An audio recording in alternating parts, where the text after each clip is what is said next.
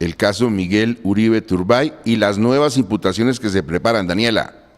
Gustavo, Caracol Radio conoció que la Fiscalía verifica una serie de homicidios que habría perpetrado la banda criminal que asesinó a Miguel Uribe Turbay. Los señalados autores materiales de este magnicidio serán presentados nuevamente ante jueces de la República para imputarles nuevos delitos que evalúa el ente acusador por homicidio y concierto para delinquir por varios asesinatos de connotación internacional. Figura en estas nuevas imputaciones el nombre de Elder José Arteaga Hernández, alias el costeño Ochipi, quien, recordemos que hace un poco más de un mes fue judicializado tras aparecer vinculado al crimen de un ciudadano mexicano, un comerciante de productos tecnológicos, asesinado el año pasado en la capital de Antioquia. Como ese, el ente investigador ha encontrado graves crímenes por los que tendrán que responder los integrantes de esta banda sicarial. Al mismo tiempo, avanzan operativos y labores de policía judicial, nos confirman fuentes en Cali y Caquetá, para dar con el paradero de dos señalados intermediarios entre la banda de sicarios que se contrató para ejecutar el atentado y los autores intelectuales quienes dieron la orden de acabar con la vida del joven político del Centro Democrático.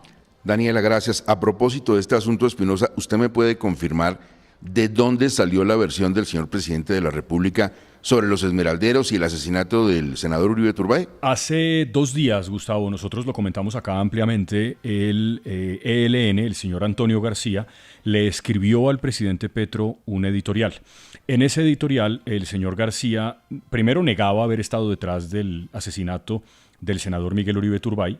2, decía que el presidente Petro debía cuidar más sus palabras, y en un parrafito final que pasó medio desapercibido, el señor García dice que, según versiones que él tiene, aunque de esto no presenta prueba alguna, dice que esto tiene que ver con un asunto de unas esmeraldas y el papá del senador Miguel Uribe Turbay. Repito, sobre eso no hay ninguna evidencia.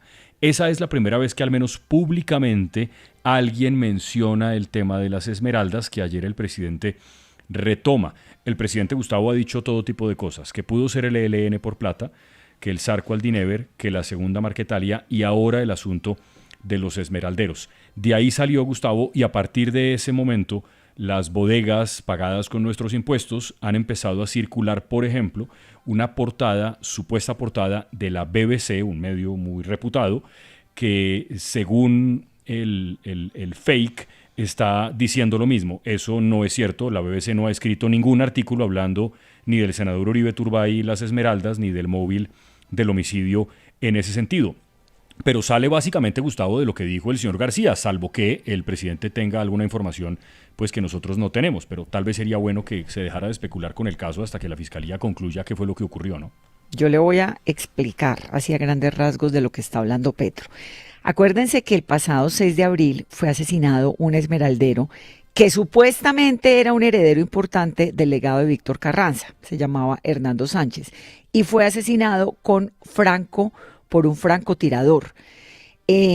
También otro esmeraldero muy cercano, pues otro hombre muy cercano al negocio de las esmeraldas, que lo llamaban Pedro Pechuga, fue asesinado también con un francotirador. Y esos 2 crímenes de los esmeralderos quedaron ahí como en el tintero y como que nadie entendía, porque fueron de un nivel, pues francotirador, los señores escondidos, todos unos procesos además súper secretos. Lo que se ha dicho siempre es que esa gente estaba vinculada a lo que Petro ha dicho, que es la Junta del Narcotráfico de Dubái, que lo hemos explicado aquí varias veces, que supuestamente es una mafia internacional que se reúne en Dubái, donde hay gente de Albania, donde hay mafia del Clan del Golfo, donde hay mafia del Cartel de Sinaloa y donde están todos los malos de América Latina ahí metidos. Entonces, esto pues es lo que yo le entendí al presidente ayer hablando, porque de verdad no tiene como por dónde salir algo de esmeralderos vinculados a Miguel Uribe. Pues Miguel Uribe no tenía nada que ver con esmeraldas, pero lo que está diciendo es que esa misma gente que hace parte de los asesinatos de los esmeralderos, que hace parte de la Junta de Dubái, la Junta de Dubái es algo muy etéreo porque nadie realmente los conoce ni sabe si hay un líder o no, pero supuestamente son mafiosos del planeta entero que se han reunido en Dubái, ¿no?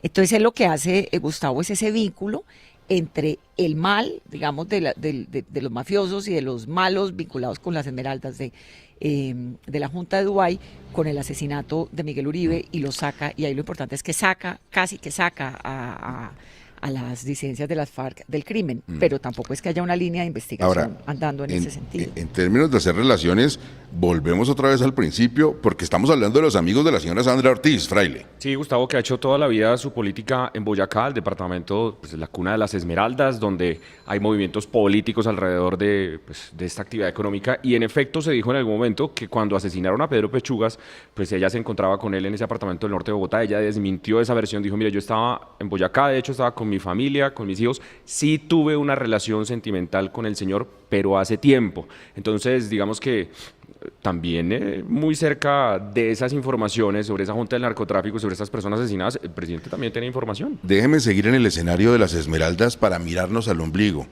para hacer una autocrítica al periodismo que me parece muy importante, porque en las últimas horas la Corte Suprema de Justicia confirmó una condena contra el colega Miller Rubio por favorecer grupos al margen de la ley, específicamente al del esmeraldero conocido como Pedro Orejas. A ver, Claudia Camila.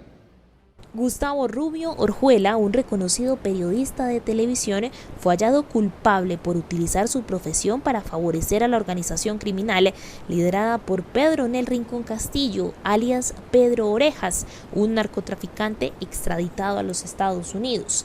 Esta investigación reveló que el periodista no solo informó sobre las actividades de la organización, sino que también diseñó una estrategia comunicacional para minimizar sus delitos y presionar a las autoridades en su beneficio. La Corte Suprema de Justicia fue enfática en señalar que Rubio Orjuela desbordó los límites de la protección constitucional de su oficio al dedicarse a fabricar noticias falsas e inventarse fuentes para favorecer a una organización criminal.